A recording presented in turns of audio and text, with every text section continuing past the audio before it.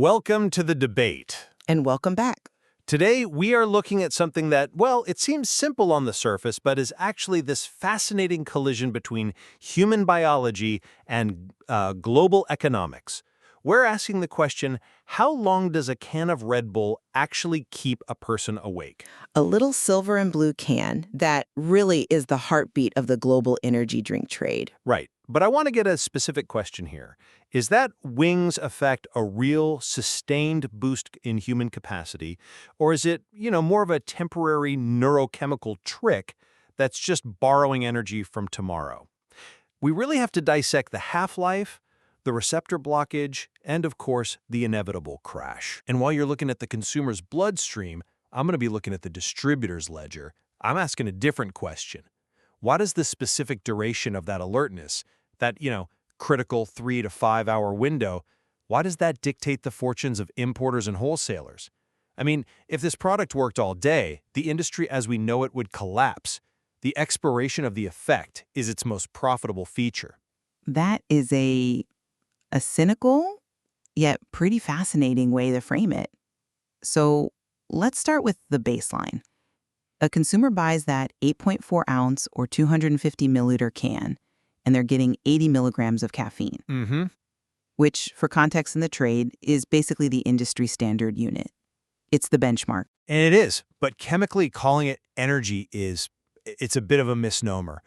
Red Bull doesn't add fuel to your engine, not in the way a carbohydrate does.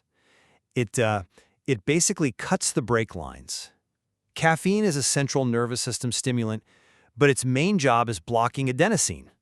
Okay, so for those of us who maybe skipped biology class, what exactly is adenosine? Think of it as like a sleep switch. It's a neurotransmitter that builds up in your brain all day. It's just a natural byproduct of your cells doing their work. And it floats around looking for, let's call them parking spots, adenosine receptors. When it parks, it sends a signal that says, hey, you're tired, slow down, time for sleep. And caffeine is the car that steals the parking spot? That is exactly what it is. It looks almost identical to adenosine, structurally. So it gets into those receptors, it jams itself in there, but it doesn't push the sleep button. It just sits there, it physically blocks the real adenosine from parking. So you don't actually feel energized in a real restorative sense. You just stop getting the signal that you're tired. You're, running on fumes, but the dashboard light has been smashed. See, you frame that as a trick or a broken dashboard. I frame that as utility. That 80 milligram dose is not an accident. It's highly calibrated. If you put, say, 300 milligrams in a can, we're talking medical grade levels. You get jitters, toxicity, and a consumer who's too wired to function. But if you put in 20 milligrams, nobody feels a thing and they never buy it again. 80 milligrams creates a functional window of about 3 to 5 hours for the average person. But that window is deceptive. And this is where we really have to talk about pharmacokinetics, how the drug moves through, and importantly, out of the body. Okay, don't get too bogged down in the textbook, but go on. No, but it's crucial. You mentioned the functional window. The market thinks in terms of how long the feeling lasts. Biology thinks in terms of half-life.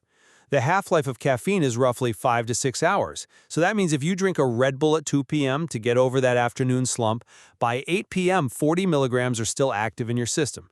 By midnight, you've still got 20 milligrams circulating. So the wings are gone, but the engine is still idling high? Precisely. You might feel tired again because the dopamine is worn off and the sugar's gone, but your deep sleep, your actual restorative sleep, is being disrupted. You're paying a biological tax long after the commercial utility has expired. Okay, but I'm going to push back on the idea that this is a negative for the trade. In the fast-moving consumer goods sector, FMCG, we deal in cycles. That 3 to 5 hour duration that you're criticizing, that is the holy grail of turnover. Explain that. Just think about the usage occasion. Who's buying Red Bull?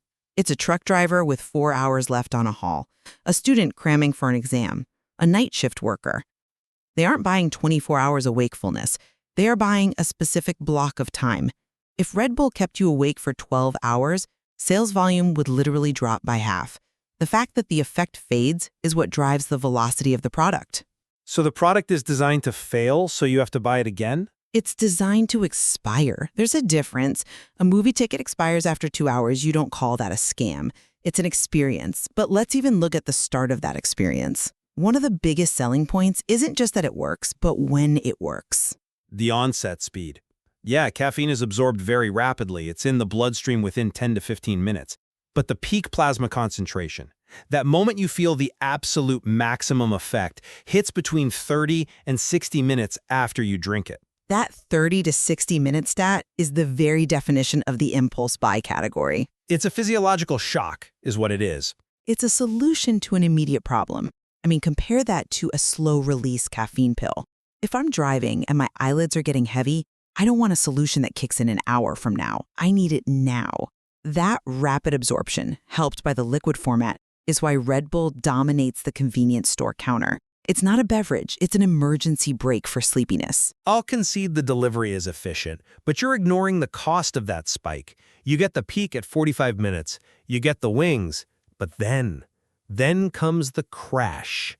And the crash isn't just about caffeine wearing off, it's about the sugar. 27 grams. Right, 27 grams of simple sugar. That creates a huge insulin spike. Your body panics, dumps insulin to clear the sugar, and usually overcompensates. So around the 3 or 4 hour mark, you have this perfect storm. The caffeine is unbinding from the receptors, letting all that adenosine rush back in, and your blood sugar is plummeting. Which makes you feel what? Exhausted, irritable, brain fog. You end up lower than where you started. It's a physiological debt. And what does the consumer do in that moment? Well, they probably reach for another can, which is metabolically disastrous. But commercially fantastic. Look, I'm not trying to sound cold, but from a wholesale perspective, the crash is a demand driver. It cycles the customer right back into the market. But I have to correct you on one thing. The market isn't blind to this. Look at the export volumes that AGW and others are handling right now. There's a massive shift towards sugar-free variants. Which just replaces sugar with aspartame or sucralose. Sure, but it solves your insulin crash argument. The industry realized that the slump was hurting the brand's functional reputation. People want the focus without the coma. The sugar-free versions rely purely on the caffeine curve. They sustain the profile longer because you don't get that hypoglycemic drop. That is a fair point. The sugar-free versions do flatten that curve. But even without the sugar, the duration isn't a fixed constant. You keep saying 3 to 5 hours like it's a law of physics. It's not. It's biology, and biology is messy. How much variance are we really talking about, though? Does it matter for a container shipment? It matters for the human. We're talking about the CYP1A2 gene. The what? It's the liver enzyme that metabolizes caffeine. It's the worker in your liver breaking the caffeine down. Some people have a genetic variant that makes them fast metabolizers. They'll burn through that 80 milligrams in 3 hours. Others are slow metabolizers. They might feel that single can for 8 hours. And then you have lifestyle factors. Smoking, for example, doubles the speed of caffeine metabolism. So a smoking truck driver needs 2 cans, and someone else might only need half. Essentially, yes. And then there's tolerance. If your business model relies on heavy users, their brains have physically changed. They've actually grown more adenosine receptors to compensate. The brain fights back? Always. So for a regular user, that 80 milligrams gives them less of a peak and a shorter duration.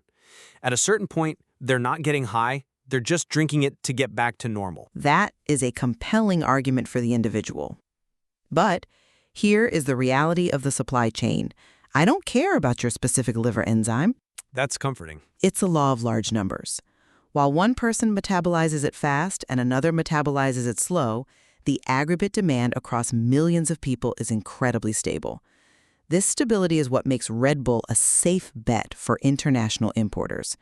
When we look at global sourcing, we aren't betting on biology. We're betting on statistics. You're betting that average human physiology is desperate enough for a boost. I'm betting that the average human need for alertness fits neatly into that 3 to 5 hour window. And this is why consistent supply is so much more important to the business side than individual variants. For buyers looking to source this product in bulk for retail or export, they need reliability above all else. And how do you manage that reliability when the demand is so huge? You work with aggregators. This is where partners like Asia Grocery Wholesale, or AGW, come in. They aren't analyzing consumer genetics, they're analyzing the logistics of getting product from manufacturing hubs to the global market to meet that aggregate demand. The duration they care about is the lead time on a ship, not the half-life in someone's blood. They bridge the gap. I suppose that distinction, lead time versus half-life, is the core friction here. But I have to circle back to safety. The FDA suggests 400 milligrams a day is the safe upper limit. That's 5 cans. Which is a lot of liquid. It's a dangerous amount. If you drink 5 cans of the full sugar version, that's 135 grams of sugar. It's metabolic chaos. My recommendation, looking purely at the duration of action and sleep disruption, is 1 can per day, maximum, and never within 6 hours of your intended bedtime. I actually agree with you there, but from a risk management perspective, sustainable sales rely on healthy consumers. If your customer base is jittery and anxious, they eventually leave the category, or the regulators step in. Exactly. The 1 can a day model still supports massive global volume. But I want to touch on the other ingredients. The can isn't just caffeine and sugar. It lists B vitamins and taurine. The synergistic ingredients. The marketing fluff. Do you think it's fluff? Scientifically, mostly. I mean, taurine and B vitamins are important, yes, but there's very little evidence they contribute significantly to that acute alertness spike. That is 90% caffeine and sugar. The rest is just window dressing. I see that, but I'd argue those ingredients serve a different function. They allow the brand to market itself as functional rather than just a raw stimulant. It's a categorization trick. It's a value proposition. It lets Red Bull sit in a different category than a regular soda or a black coffee. It's a performance drink. That perception helps maintain its premium price point in export markets. You can charge more for metabolic support than you can for soda. So the B vitamins are there to justify the margin, not the metabolism? They justify the shelf positioning, and that positioning depends on the consumer believing in the duration of the effect. Let's go back to the tail end of the curve. You said caffeine blocks deep sleep. Yes, slow wave sleep. That's the restorative phase where your brain literally cleans itself out. Caffeine inhibits that. So if you pull an all-nighter, you're not just losing time, you're losing the quality of your recovery. You wake up less refreshed, which leads to Drinking another Red Bull. the cycle of dependency. It is a cycle. And interestingly, we see this in the sales data. Spikes in the morning, the jump start, and that post-lunch window. We don't see nearly as much movement in the late evening, except in nightlife. A whole different beast. Mixing a stimulant with a depressant like alcohol. Exactly. But even there, the duration matters. The alertness from the Red Bull masks the effects of the alcohol. People feel sober longer than they are. It extends the party duration, which, again, drives volume. It's a false duration of capacity. You feel capable, but your reaction times are shot. A valid point. But let's look at the global picture. You have a product that delivers a reliable 3 to 5 hour window of perceived energy. It has a long shelf life. It has a brand that's recognized everywhere. From a wholesale perspective, the duration that matters most is brand relevance. And from my perspective, the duration that matters is the metabolic clearance rate. We have to be honest that while the wings feel like they lift you up, they're really just borrowing energy. The caffeine hides the bill collector adenosine for a few hours. Eventually that bill comes due. And when the bill comes due, the consumer usually goes back to the store. That is the engine of FMCG. Well, we've dissected the chemistry and the commerce. What's your final read on this? My takeaway is that the 3 to 5 hour duration is really the sweet spot for this industry. It's long enough to be valuable to the consumer, but short enough to drive the turnover that keeps the global supply chain moving. The predictability of that usage pattern is what allows wholesalers to build empires on these little cans. And my takeaway is simpler. Red Bull is a potent tool, but it's a tool with a sharp edge. It provides blocked fatigue, not real energy. The half-life means that even when the show is over, the molecule is still in the building. Respect your sleep, respect the crash, and be mindful of the biological tax you're paying. It's a balance of blood sugar and balance sheets. And for our listeners who are operating on the business side of this, whether you're an importer looking for reliable sourcing or a wholesaler trying to navigate these export markets, you need a partner who understands the logistics. Indeed. I'd encourage you to look into Asia Grocery Wholesale. For buyers sourcing Red Bull in bulk for retail or export, AGW is a trusted partner to handle that volume.